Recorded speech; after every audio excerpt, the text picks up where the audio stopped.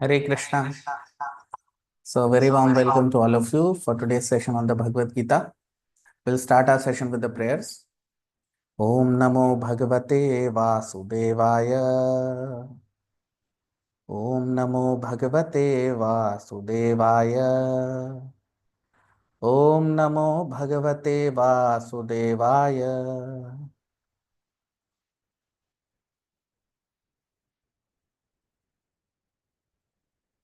So, now we are in the 6th chapter of the Bhagavad Gita. And in the previous session, in the first session of the 6th chapter of the Bhagavad Gita, we discussed Lord Krishna. He's telling Arjun about the true meaning of sannyas and the true meaning of yoga. Lord Krishna, he tells Arjun that sannyasi and yogi both are same, because the goal of sannyas and goal of yoga both are same. The goal of sannyas is to attain Krishna, and the goal of yoga is also to attain Krishna. But then we also discussed, Lord Krishna is telling that unless a person is purified within the heart,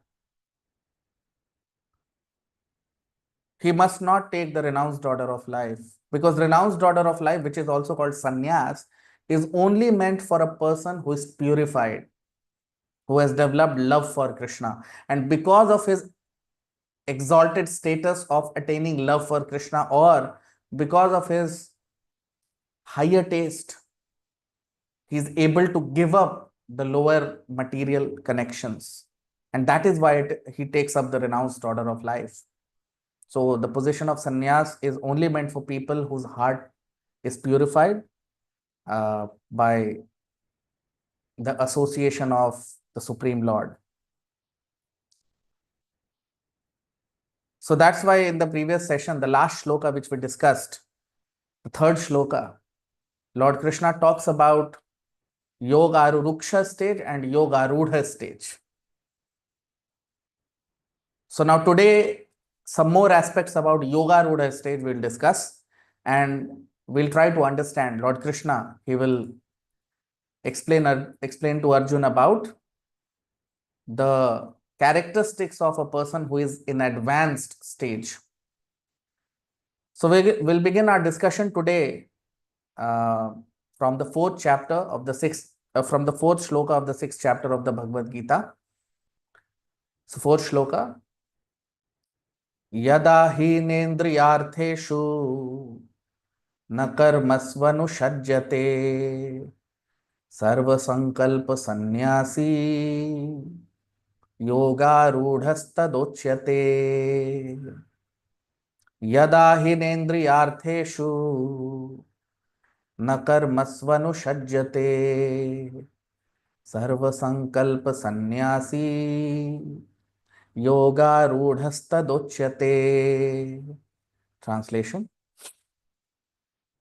When there is no desire for sense gratification in all the activities of a person, at that time, a resolutely detached person is said to be advanced in yoga devotional service. Now you see, what is Lord Krishna saying here? He's saying that yada hi na indriya artheshu, na indriya artha, na indriya artha. Indriya arth means the purpose, or the purpose to gratify. Indriya means senses. So na indriya artheshu means when a person, his desire is not to gratify the senses. That means he does not want to gratify the senses. Right? And then he says, na karmasvanushajjate. Anushajjate means to be engaged, and karmasu means in his activities. So that means that the person is engaged in his activities, but without the desire for sense gratification. Okay. And then Lord Krishna is saying, Sarva Sankalpa Sannyasi. Sarva Sankalpa Sannyasi. Sankalpa means resolute determination, resolution. So when a person is resolute in his determination, that in his activities there is no desire for sense gratification, that kind of resolution a person has, then what happens? Such a Sarva Sankalpa Sannyasi, such a resolute sannyasi is Yoga Rudhas Tadochyate. Uchyate means is known as, is said to be, or is known as Yoga Rudha. Such a sannyasi, such a renounced person is called as Yoga Rudha. Okay. So now, if you might remember in the previous session, we discussed two stages of a yogi. Yogi means, yog means union with Krishna, and yogi means a devotee of Krishna. Okay. So let us just do a small recap of what we discussed in the third shloka, the last shloka of the previous session. You see on your screen, Lord Krishna is telling, Arurukshor muner yogam karma karanamuchyate, yoga rudhasya tasyaiva shamah karanamuchyate. So Lord Krishna is telling that for a person who is Aruruksha, Aruruksha means beginner, a beginner in bhakti or a beginner in devotional service. So for such a person, Vidhi Bhakti is recommended. If you remember, we discussed in the previous session that Vidhi Bhakti means it is recommended to engage he should engage in work of Lord Krishna. He should engage his active organs. He should engage himself in the service of the Lord. Practically, he should engage in service of the Lord in the beginning stages. Okay. And we discussed in our previous session that when a person does that, generally during earlier times, people used to live in Gurukul. Gurukul means they would go to the forest, live in a hermitage of their guru, of their spiritual master. And for 15, 20 years, they would live there and they would be trained in the science of bhakti. And all kinds of education was given to them by their guru. But predominantly, education was spiritual in nature. And so in the beginning, so a person who is a beginner, he has the effect, he is influenced by Rajoguna and Tamoguna, mode of passion and mode of ignorance. So when a person engages in devotional service of the Lord, of Krishna, under the direction of the spiritual master, then gradually he becomes purified. Why? Because of touch of Krishna, we discussed in our previous session. So because while doing all kinds of activities, while doing all kinds of devotional services, cleaning the temple, going out for some work of the temple, performing, so many physical activities are there. So when a person does that, because everything is connected to Krishna, he gradually becomes purified. So gradually he rises from tamoguna to rajoguna, from mode of ignorance to mode of passion, and gradually he rises to mode of goodness, sattva-guna. And gradually he surpasses even goodness, surpasses even mode of goodness. So when a devotee surpasses the mode of goodness, that is called, you see, yoga rudhasya tasyaiva shamah karanamuchyate. So then he reaches a platform of yoga rudha. So yoga ruruksha means beginner stage and yoga rudha means advanced stage of bhakti. And then such a person or such a devotee can be recommended to accept the renounced order of life. And that advanced devotee or that advanced devotee is called yoga rudha, or a devotee who is advanced in his devotional service. That means he is purified.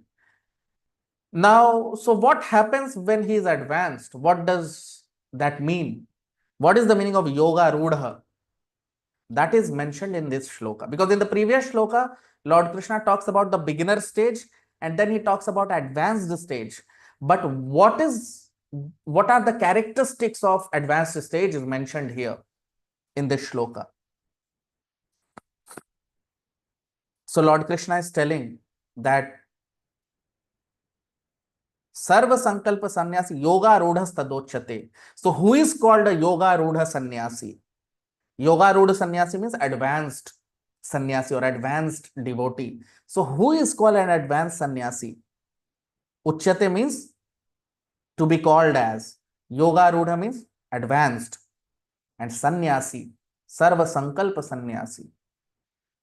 So who is called an advanced sannyasi? Who is called an advanced devotee? So it is mentioned here that yada hi na indriya artheshu, a person who has surpassed the desire for sense gratification, who has crossed over, who has got no desire for sense gratification. You see, na karmasva anushajyate, although he is engaged in activities, although he is engaged in work, but his work is free from the desire for sense gratification. So it's not that when a person is advanced, he does not work. It's not that a person who is on the platform of Yoga Rudha stage, a Yoga Rudha sannyasi or a person who is an advanced sannyasi, it's not that he stops working.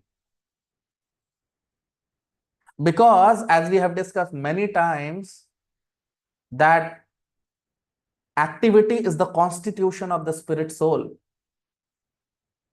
A living body cannot be inactive. Once the spirit soul leaves the body, body becomes inactive, isn't it? But till the spirit soul is within the body,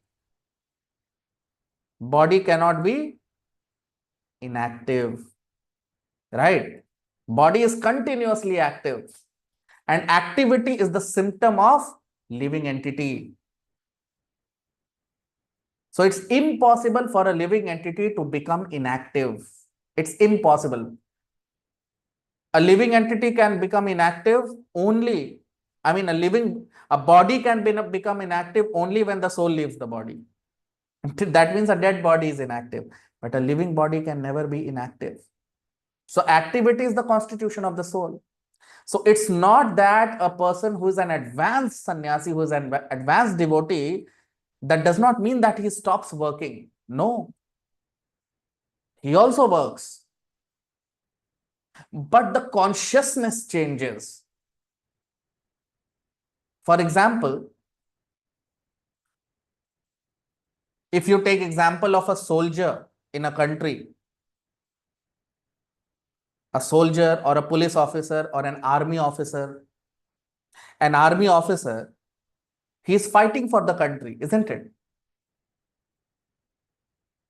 So whenever he sees someone, whenever he sees the opposite army,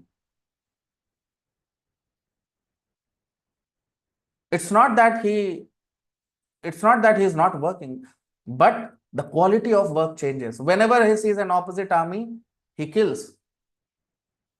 Now he is killing, but he is getting rewarded. An ordinary person, if he kills, he is getting punished. So what is the difference? The difference is in consciousness. So activity, both are doing. A criminal is also active and an army officer is also active. But the difference lies in the consciousness. So similarly, an advanced devotee or an advanced sannyasi, he is also active, but he is acting in the service of Krishna. He is doing Krishna's work. He is active for the mission of Krishna. Krishna has a mission in this material creation. This material creation is created by Krishna. So definitely there is a purpose behind this creation. So a true yogi or a true devotee or an advanced devotee of Krishna, He is always working for the mission of Krishna. And what is the mission of Krishna? To spread dharma. And what is dharma? Dharmam tu sakshat bhagavat pranitam. Dharma is what is spoken by Krishna. That is called dharma, isn't it? So a pure devotee of Krishna is also active. He is continuously active, but he is active for Krishna's mission. And because he is active for Krishna's mission, you see, na indriya artheshu, he has no desire for his sense gratification. Why? Because he is active in gratifying Krishna's senses. That's why Lord Krishna is also called as Rishikesh. Rishikesh means, Rishik means senses, and Ish means the master of the senses. So Krishna is the master of our senses. We are created to give pleasure to Krishna. That's why Krishna has created us, for his pleasure. So we are meant to serve him. And that's what an advanced devotee does. He is always engaged in serving the mission of the Supreme Lord, which is to spread dharma. And what is dharma? Dharmam tu sakshat bhagavat pranitam. Dharma is what is spoken by Krishna. And that is why Bhagavad Gita is the book of dharma. So one who is preaching the message of the Bhagavad Gita is always engaged in Krishna's work. So that's what advanced devotees, they also, it's not that they are inactive, they are super active, but they are active for in higher consciousness, for higher action, for higher activities. So that is why here it is said Sarva Sankalpa Sannyasi. Sankalp means determination. So an advanced sannyasi or a yoga rudha sannyasi, he is also determined, but determined for fulfilling the desire of Krishna in this material world, which is to spread dharma, to spread the teachings of Lord Krishna. Now text 5, shloka number 5. Uddharedatmanatmanam natmanamavasadayet atmaiv hi atmano bandhur atmaiv ripuratmanah uddharedatmanatmanam natmanamavasadayet atmaiv hi atmano bandhur atmaiv hi ripuratmanah. Translation: the mind should liberate the conditioned living entity, not destroy him. Indeed, the mind is both a friend and an enemy to the living entity. Very important shloka. Now, these two shlokas are very important, 5th and 6th. So, in the 5th shloka, Lord Krishna is saying that Uddhared means to deliver or to liberate. Now, you see in this shloka, so many times the word Atma is coming. You see, Atmana, one, so for the first time it comes. Then Atmanam, second time. Na Atmanam, third time. Avasadayet. Atmaiva, fourth time. Atmano, fifth. Atmaiva, sixth. And Atmana, 7. So 7 times in this shloka the word Atma comes. In the same shloka, this word is repeated 7 times. That is why Sanskrit is a very special language. That in the same shloka, in the same sentence, one word can be used many times, and each time the word's meaning will be different. It depends on the context, of the subject matter. That is why if a person is a knower of Sanskrit language, command on Sanskrit language does not mean that a person will be able to understand the Bhagavad Gita. No. If a person is a great Sanskrit scholar, he will not, it's not that he will understand the Bhagavad Gita. No. Because Bhagavad Gita cannot be understood by Sanskrit scholarship. If a person is a great Sanskrit scholar, it does not mean that he will understand the Bhagavad Gita. Why? Because until unless he knows the context. Because you see, same word will have different meanings at different places. So only when a person understands the Bhagavad Gita through disciplic succession, through the lineage, through parampara, only then he can understand the Bhagavad Gita. Only when he has heard from his guru, and his guru has heard from his guru through his guru. This is called disciplic succession, and ultimately it starts at Krishna. So until unless a person has heard the Bhagavad Gita from his guru, he cannot understand the Bhagavad Gita. It's impossible to understand the Bhagavad Gita through our own endeavor, through our own Sanskrit scholarship. No. So you see here in this shloka, this word Atma is used 7 times. Just imagine. So this Atma word has many meanings. At some places in Sanskrit, the word Atma means the spirit soul. Jivatma. Jivatma means the spirit soul. At some places, the word Atma means body. At some places, the word Atma means mind. And at some places, the word Atma means intelligence. So the word Atma can be used for the spirit soul also, mind also, body also, and intelligence also. Just imagine. So that is why it's not easy to understand the Bhagavad Gita simply by knowing the Sanskrit word meanings or simply by knowing the grammar. So here in this shloka, the word Atma means the spirit soul and the mind. Why the mind? Because we are talking about Yoga Rudha Sannyasi, and we are talking about detachment from sense gratification. In the previous shloka, Lord Krishna talks about rising above sense gratificatory platform. Now, rising above sense gratification is possible only when a person is able to control the mind. Why? Because senses are controlled by the mind. We have discussed in our previous session. That's why here in the shloka, Atma word means the mind, and Atma also means the spirit soul. So what is Lord Krishna saying here? You see, Uddhared. Uddhared means to deliver or to liberate. So Uddhared Atmana Atmanam. So Atmana means the spirit soul and Atmanam means the mind. Na Atmanam avasadayet. Na Atmanam. Now here Atmanam means the spirit soul. Avasadayet means to destroy or to degrade. So Lord Krishna is telling that Uddhared Atmanatmanam, that the mind should be able to deliver a person, the mind should be able to liberate a person. Na Atmanam avsadayet. Mind should not be a cause of destruction.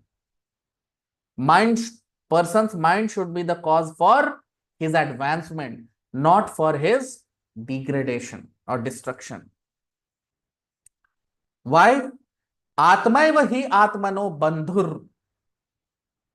Again, Atmaiva means mind and Atmano means the spirit soul. Bandhu means the friend. So Lord Krishna is saying that mind is the friend of the living entity. Atmaiva hi ripuratmana. And then he is saying that Atmaiva, mind, is also Ripu. Ripu means enemy. Atmana means living entity. So mind is the friend of the living entity also, and mind is the enemy of the living entity also. You see, so the whole context, if you see, what is Lord Krishna saying here? That mind should be the cause for liberation or deliverance of the living entity. Mind should not be the cause of destruction or degradation of the living entity. Why?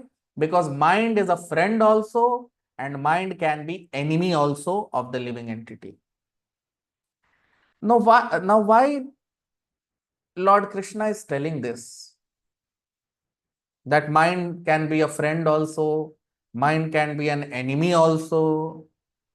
Mind should liberate the living entity. Mind should not degrade the living entity. Why Lord Krishna is saying this? So for that, we'll have to go to the next shloka to understand why Lord Krishna is saying this. So text 6, shloka number 6.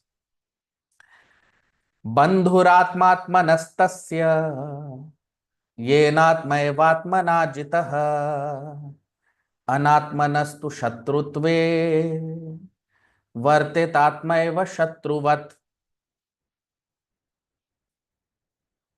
Bandhuratmatmanastasya येनात्मैवात्मना जितः अनात्मनस्तु शत्रुत्वे वर्तितात्मैव शत्रुवत्.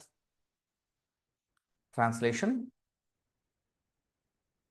for one who has conquered the mind, his mind is the best friend.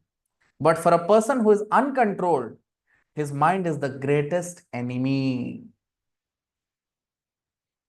Now do you see why Lord Krishna in the previous shloka, why is he talking like that? That mind is a friend also, mind is the enemy also. Mind should liberate, not degrade the living entity. So why Lord Krishna said that in the previous shloka? This is the reason. What is the reason? That bandhur atmatmanastasya. Bandhu means the friend. Atmatmanastasya. Yen atmay vatmana jitah. Jitah means conquered or victorious, or a person who has attained victory. Right? So, yenatmay vatmana jitah. That means a person who has conquered the mind, a person who is able to conquer the mind means to control the mind. So, a person who is able to control the mind, his mind is the greatest friend. But anatmanas means a person who is not able to do that, who is not able to control the mind, who is not able to attain victory over the mind. What happens to him? Shatrutve. Vartitatmaiva shatruvat. So a person who is not able to control his mind is his greatest enemy also. Just imagine. For a person who has controlled his mind is the best friend. But a person who is not able to control the mind, his mind will be the greatest enemy also. Just imagine. So our enemy is not outside. Our enemy and our friend both are inside. Sometimes people think, no, that India, China is the enemy. America, China is the enemy. Right? People think like that. That he is my enemy, that person is my enemy. No. Our enemy is our mind. Our friend is also the mind, and our enemy is also the mind. Why? If you remember, we have discussed about the 4 platforms of existences. The lowest platform is the bodily platform, which is also called the sensual platform. Above the bodily platform is the mental platform.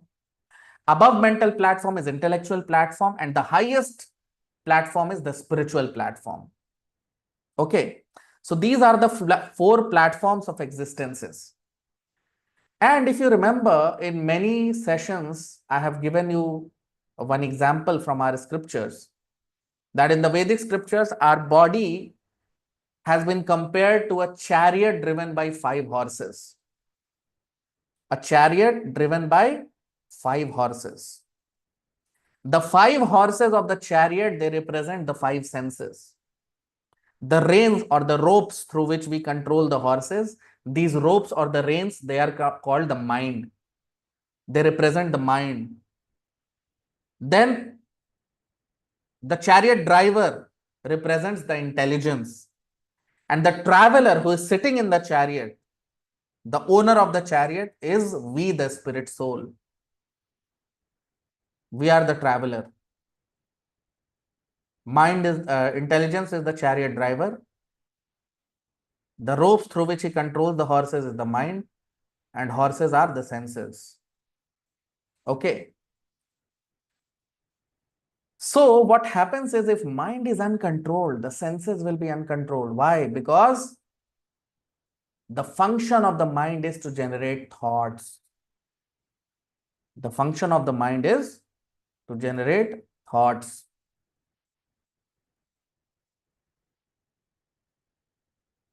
So the mind generates thoughts, and intelligence selects those thoughts. So if mind is not engaged in Krishna, if mind is not engaged in Krishna,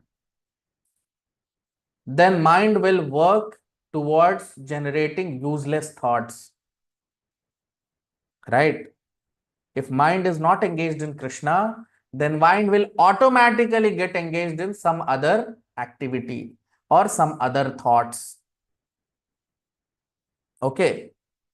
So, and when mind gets engaged in other thoughts, then because mind controls the senses, so senses also get engaged in something else. So that is why a pure devotee of Krishna or an advanced yogi, as we have been discussing in these shlokas, yoga rudha means an advanced sannyasi. So an advanced sannyasi means he is always engaged. His mind is always engaged in Krishna.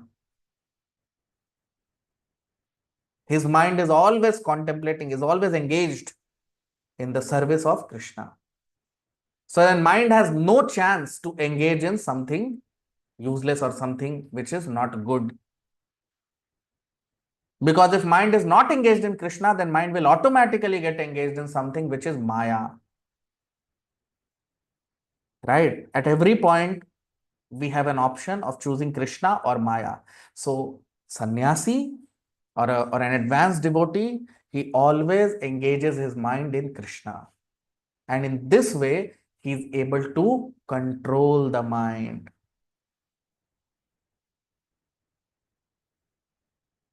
Otherwise, it's impossible to control the mind, because an enemy can only be controlled by superior force.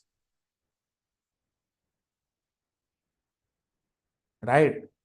An enemy can only be controlled by superior force.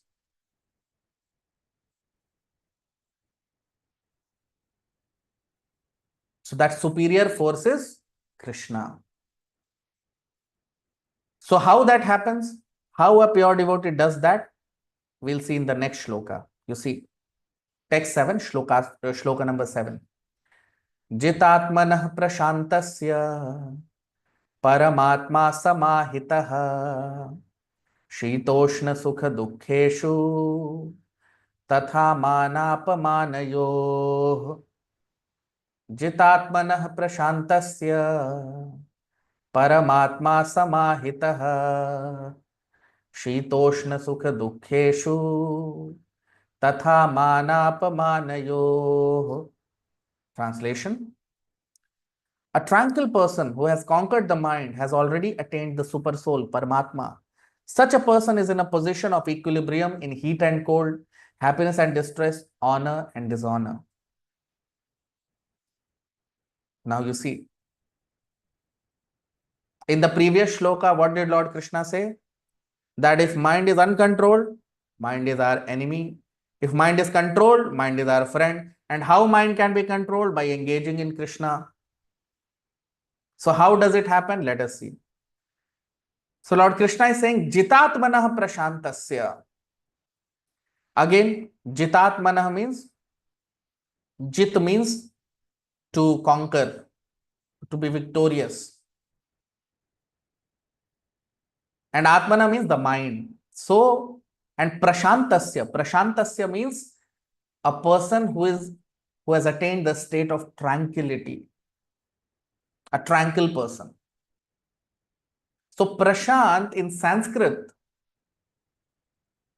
there are different oceans on earth. The Indian Ocean, Pacific Ocean, Atlantic Ocean, isn't it? Arabic Ocean. So there are different oceans. Now in Hindi or in Sanskrit, the Pacific Ocean is called Prashant Mahasagar. It's called Prashant.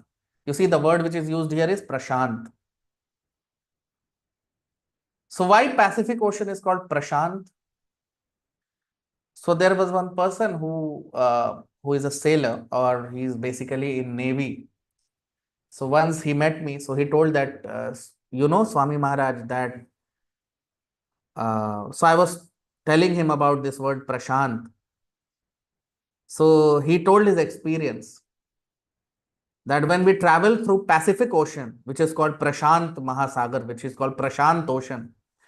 So Pacific Ocean, when you travel in the Pacific Ocean, it is generally Pacific Ocean, you will not find violent waves. Pacific Ocean is always very stable, and it is not a violent ocean. But if you go to Atlantic Ocean, it's very violent. You have waves which are 50, 100 feet waves. Waves are as high as 100 feet, or 50 to 100 feet waves are there in Atlantic Ocean. So, and then he said that Pacific Ocean, or Prashant, it is called Prashant Ocean, it is very deep. The depth is huge. It is many, many kilometers, the depth. So that is why it's very stable. So now Prashant means stable person. Why Pacific Ocean is stable? Because, and you see, so many rivers fall into the ocean. So many rivers enter into the ocean, but still the ocean is always stable, isn't it? Why ocean is stable? Why Pacific Ocean is stable? Because of its fullness. Because ocean is full. So when a person is also full, he cannot be agitated. A person gets agitated when he is hollow from inside. We say, no, empty vessel sounds much. When the vessel is empty from inside, then the vessel will create noise. But when the vessel is full, it cannot create noise, right? So when a person is full, then he is stable, he is tranquil. So tranquility can be attained by only a person who is full. Now, what kind of fullness? He is full because of his fullness of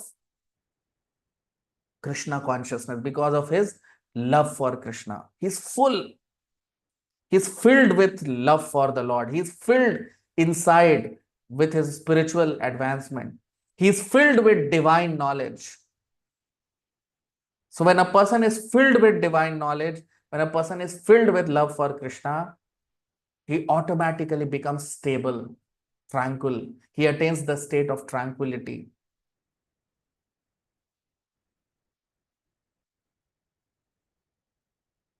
Right? So if you remember in the previous shloka, we were discussing the same thing, that Lord Krishna, he is telling that if mind is uncontrolled, mind is the enemy. If mind is uncontrolled, mind is friend.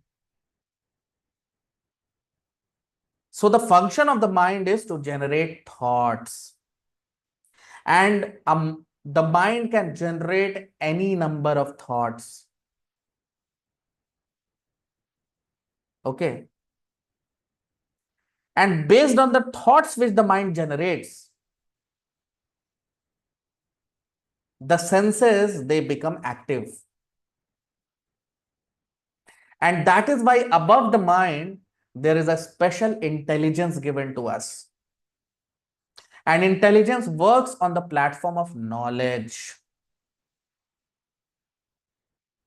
Intelligence works on the platform of knowledge. And it's the intelligence which selects, which is able to control the mind, and in turn is able to control the senses. If intelligence is strong, then intelligence is able to control the mind as well as the senses. And how intelligence becomes strong? How intelligence is able to do the right discrimination or select the right way of working? Because it's the intelligence which chooses what is right, what is wrong. So how will intelligence function? So intelligence functions because of knowledge, because of divine knowledge. Okay. So now, and that is why you see, I gave example, if you remember, today only, about the life of a soldier or an army man, a person who is in the army, or a person who is a criminal. Now, an army man, as soon as he sees someone, his mind generates thoughts of killing that person, isn't it? And when a criminal sees someone, he also develops a thought for killing someone. Now, if you see the activity per se, physically, activity is the same. An army man also is killing and a soldier is also killing, isn't it? But the difference is in consciousness. An army man kills a criminal, and that's why army man is rewarded. But a criminal kills an ordinary person, an innocent person. Now both are killing. Activity is the same, but results are different. Why? Because of consciousness. And why consciousness is different? Because of knowledge, because of divine knowledge. Of course, we are talking about material things, but because of knowledge. An army man, his knowledge is different from a criminal. And because of knowledge, both are working. Activity are similar, but results are different. Right? So that is why it's not the activity which is important. It is the consciousness. Now, how will intelligence select what to do, what not to do? What to do, what not to do? How will intelligence know? What actions we have to do and what actions we have to avoid? Who will tell us? Because this is not our creation. And all the laws which generally people follow, they are man-made laws. Because you see, India has its own constitution. America has its own constitution. China has its own constitution. Russia has its own constitution. There are 200 countries in this world. And who has made these countries? Human beings. These countries are not creations of Krishna. These countries are created by us, human beings. And the laws which are made in these countries, these are also creations of human beings. Okay. So countries are created by human beings, and the laws which people follow in these countries are also created by human beings. But this world is created by whom? By Krishna. This universe is created by whom? By Krishna. Earth is rotating in its orbit because of whom? Krishna. Sun is rotating in its orbit because of whom? Krishna. Wind is blowing because of Krishna. Rain is coming because of Krishna. Oceans are created by Krishna. Land is created by Krishna. Mountains are created by Krishna. Okay. So this world is created by Krishna. And we are following laws created by human beings. That is why it is said in the Vedic scriptures, Dharmam tu sakshat Bhagavat pranitam. Dharmam tu sakshat Bhagavat pranitam. What is dharma? Dharma means what to do, what not to do. So that can only be told to us by Krishna. What is right and what is wrong? How will we know? Only Krishna can tell that. Human beings cannot tell us what is right, what is wrong. Because this world is not created by human beings. This is creation of Krishna. So only Krishna can tell us what is right, what is wrong. And that's why in the Bhagavad Gita, in the 4th chapter, Krishna says, Dharma sansthapanarthaya sambhavami yuge yuge, in the 4th chapter, 6th and 7th shloka. That's what Lord Krishna is saying. That I descend in every yuga to re-establish dharma. Why? Because dharma can only be spoken by Krishna. Human beings cannot describe what is dharma. What is right, what is wrong, that can only be told by Krishna. No human being can tell us. Right? So the problem is that everyone follows man-made laws, but no one is following God-made laws. Now, where do you find God-made laws? Where do you find what Krishna says? Bhagavad Gita. That is what Bhagavad Gita is, no? What is Bhagavad Gita? The song of God, the words of Krishna. So until unless we have knowledge of Bhagavad Gita, how will we know what is right, what is wrong? And intelligence works on the platform of knowledge. If intelligence is not getting knowledge from proper sources, then intelligence will do sinful activity. A criminal, he also has knowledge, but from wrong source. So he kills innocent beings. An army man, he has got knowledge from different source. So he kills criminals, isn't it? So that is why we need to have knowledge from proper sources. And who should be the source? Krishna. And where will you get this knowledge? Bhagavad Gita. That is why Bhagavad Gita is called the manual of human life. That's why our sessions are called Bhagavad Gita Manual of Human Life. Because until unless we know the Bhagavad Gita, we will not know what to do, what not to do. We will not know what is right, what is wrong. Only Krishna can tell us what is right, what is wrong. We cannot decide ourselves because we are very tiny and we have not created this creation. Okay. So now that we know Bhagavad Gita, so when we follow the Bhagavad Gita, when we lead our life according to the instructions of the Bhagavad Gita, then what happens? Then what happens? We please Krishna. Yasmin tushte, jagat tushte. When we follow the instructions given by Krishna in the Bhagavad Gita. Now, how will we know what are the instructions of Krishna for us in the Bhagavad Gita? Through Guru, through spiritual master. Because the words of Krishna and the words of Guru are non-different. Provided Guru is a pure devotee of Krishna. That is why we require a spiritual master to know what we have to do, what we have to follow. So when we follow according to the instructions of Guru and Krishna, then what happens? You see, Jitatmanah Prashantasya. Such a person, he is able to control the mind, and Paramatma Samahitaha. He is able to attain. Samahita means he is absorbed in Paramatma. Paramatma means Param Atma. Atma means spirit soul and Param means super, supreme. So we are tiny spirit souls because we are conscious of our body.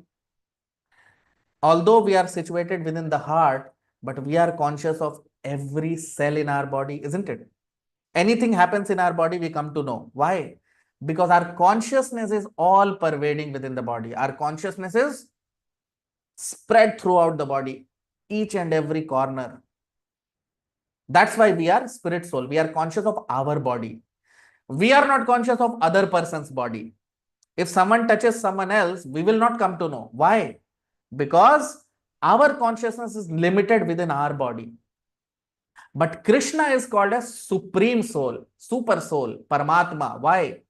Because he is conscious of every body. Just like we are conscious of every part of our body, this whole creation is Krishna's body. So Krishna, although he lives in his abode, Golok Vrindavan, but his consciousness is all pervasive in the whole creation. So whatever we think, Krishna comes to know. Whatever is happening in this whole creation, Krishna knows. Why? Because he is Paramatma, his super soul, his supreme soul. Just like whatever is happening in our body, we come to know. Why? Because we are a spirit soul of this body. Krishna is called Paramatma because he is the spirit soul of the whole creation. So he knows every aspect of this whole creation. His consciousness permeates into the whole creation, and that is why he is called Paramatma. So Paramatma means Krishna. So Paramatma Samahitaha means a person who is able to attain, who is completely who is able to attain or who is able to please the Supreme Lord. So when we follow the instructions of Krishna in the Bhagavad Gita, we please Krishna. We please Krishna. And Yasmin Tushte, Jagat Tushte. When Krishna is pleased, whole world is pleased. Every living entity is pleased. Right? So Paramatma Samahita, that is the meaning of conquering the mind through intelligence. And how we conquer the intelligence? Through instructions of Krishna and the spiritual master. And that's how intelligence works perfectly. And that's how we are able to please Krishna. Right? So that is the meaning of Paramatma Samahita. And then what happens? Shitoshna Sukha Dukkheshu. And then for such a person, Shitoshna means summer, winter, Sukha Dukha means happiness, misery.